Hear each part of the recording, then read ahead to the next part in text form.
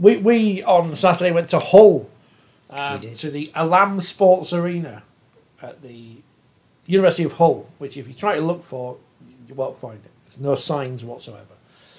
We were there to watch the Wheelchair Challenge Cup final because we didn't get there early enough for the Shield final. But well done, Gravesend. We saw the end of it. 10 tries. But the problem we had when we got there and tried to work out what was happening at the end of it was both teams were playing in the same colours. Yeah. Probably not a great idea. But well done to the player who scored 10 tries, whose name I forgot. I can't remember. Yes, they beat Merseystorm. And again, I think to have those... Victory for the South. 2 tiers, giving everybody an opportunity. And fantastic. There are 2 clubs, much like London, who are not associated with a professional club, which is good, because it means we're widening the gene pool. The final, though, was between Leeds Rhinos of England and the Catalan Dragons of Catalan. We all enjoyed the national anthem so much, it gets mentioned in the paper today. Abide with me. We didn't have the Catalonian national anthem. No, we had that bloody song they play after tries, though. Catalan, that one. Your earworm. Yeah, it's been stuck in my head for the last few days. I didn't realise, but his exclusive content for you people, the Wheelchair Challenge Cup, which must only be, 2 years old or something, already broken. And here's another exclusive for you, because we asked all the important questions, you know that. No fear here, this is not Robert Peston programme, no. They've welded the lids on, so you can't take them off and put them on your head. Because I was looking forward to Nathan Collins putting it on his head. Do it in Nobby style. But no, you can't do it now. Drinking champagne out of the cup. I'm going to send a strongly worded email to Ralph Rimmer saying, sorry out, Ralph, get them unwelded. We want to see players with the lid on their head. But what a game it was. Perhaps a preview of what the World Cup final will be come November in Manchester. But physical, intense, skillful.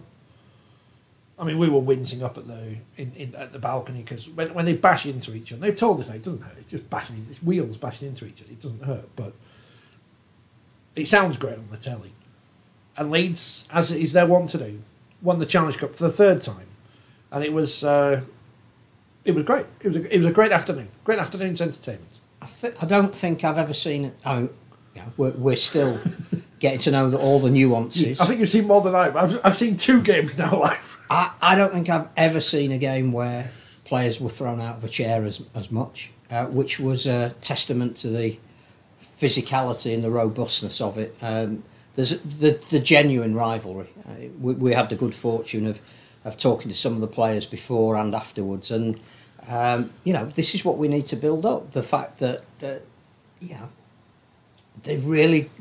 is a real animosity from a playing sense, not from a camaraderie sense afterwards. And Catalan went into that as favourites. Seb Bashara, who was trying to build it up on a podcast during the week, said he wanted to wipe the smile off the Leeds faces. Again, brilliant. He won me over on that one. And you talk to the Leeds players, they go, oh yeah, they've got this sort of air about them that they think they just need to turn up and win. But in terms of game management, as good a tactical performance from any team in any format of the game that I've seen in a final.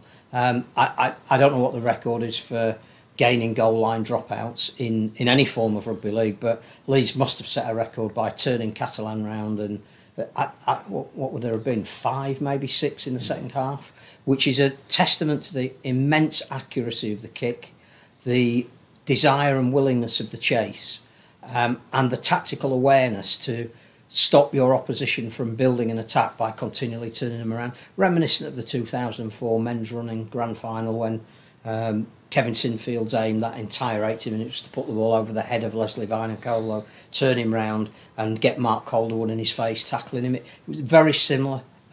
Some astonishing individual performances. I have to say, Tom Halliwell, I thought genuinely was the player of the match because he just controlled it. He's got the most brilliant passing game. His pass selection options and ability to do it under immense duress and without shoulders is fantastic. But that's the best I've seen James Simpson play. I think came up with a hat-trick in the final, and it was some desire and determination for last-ditch tackling as well, that he was leading the line. That Jodie Boyd-Ward was outstanding. She had a personal mission to target Seb Bashara. I don't know why that would be, but she had an intimation beforehand that she wanted to really get in his face, and there was one particular tackle in the second half where he wasn't injured but his chair was from the collision, bits flying off all over the place, and I think she got a great deal of satisfaction from that. Nathan Collins, we were told as we were walking in by somebody who knows him very well, it might have been his mother, that he shouldn't have been played. He'd been advised by doctors that because of the nature of the fracture of his finger playing for England the week before, it was a risk. Strapped it up, was said, yeah, you really shouldn't play. I think you'll find I am. Strapped it up, and how good was he? Again, he just got natural speed. And the French had 3 internationals who hadn't played the week before, and at 16-6 up in the first half, looked as though they were going to take control. It just had everything. I know we extol it and we go on about it, and we think that there is so much value in this variant of rugby league, but if you've got, it's on the iPlayer for probably the next 30 days. If you haven't seen it, you should watch it. You should. What was the final score? 48-34. There you go.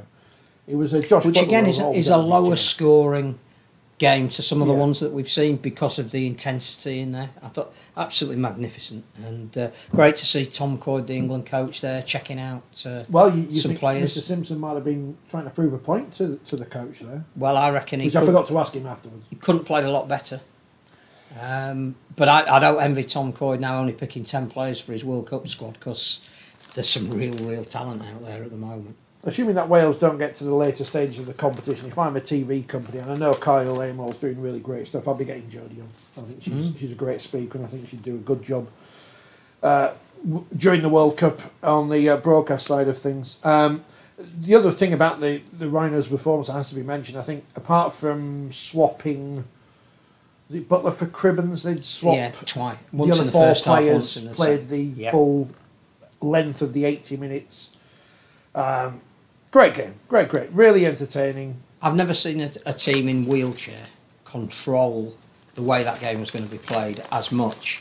Sometimes it can be a bit, if you're in possession, there's a chance you might score, and then you give the ball back to the opposition. There's a chance, there is almost a tit for tat element in some games that we've seen.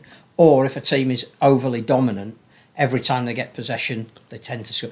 This was tactically fantastic to watch, absolutely absorbing, and I hope there were a few people that had some drinks on Saturday night to celebrate their victory.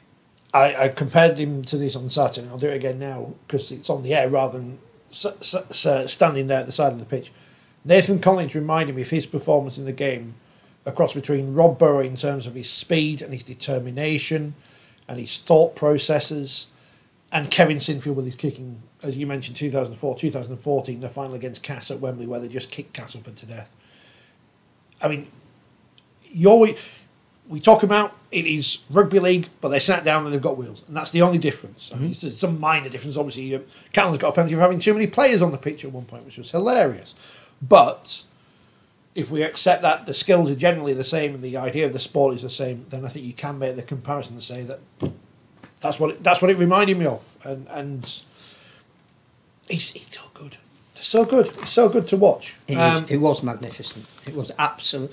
I thought it was a better game than the international the week before, and it does augur well for the World Cup because, as I say, the bulk of that Catalan team were the French internationals. They're going to form the bulk of their squad, and a proportion of the Leeds team will be playing for England. Jodie will be playing for Wales, and I just think that we watch it. We can only say you should watch it. I think if you did watch it, you would have been nothing but singularly impressed. If you listen to the podcast, you'll hear the interviews we did after the match at the end of the podcast. If you're watching, they're already up on YouTube anyway, so you can watch them there. But yeah, and what was also great to see, because I've had a go in the chair and it's amazing. I'd love to have another go. Was the amount of kids there who were just given a chance to just zoom around the pitch on a chair at half time. It's like watching in the old days at the cricket where you could go on the pitch at the tea interval and have a few shots. But it was good to see so many kids there enjoying themselves, and it's good. It's good. I think the other thing is that all of these people that you will have interviewed do seek out them if you haven't already. They've all got fabulous stories to tell, and they're not so much stories about how they got to be in wheelchair rugby league. I think we've heard quite a lot of those. It's just they talk fantastically about the sport, about the nuances of the sport, the tactics of the sport, what it means to them. I just, with the greatest respect to perhaps some kids that have come through the scholarship and academy system and have only ever known rugby league, when you interview them, they haven't really got anything to say. Whereas every single person we spoke to after the game particularly, the interviews they give are fantastic. Yeah, I wouldn't say I'm not interested in why people are in a wheelchair playing rugby league or whatever, because that's not how I intend it to mean. But I always go in with the intention of, I'm asking about this because it's a sport. I'm not interested in the backstory after a match because we're interested in the 80 minutes we've just seen. And I think that's how you should treat all sport, including Leeds Rhinos winning the Women Wheelchair Challenge Cup, and they beat St Helens in the Women's Super League, Phil. I mean, here you go. You can't write off the Rhinos.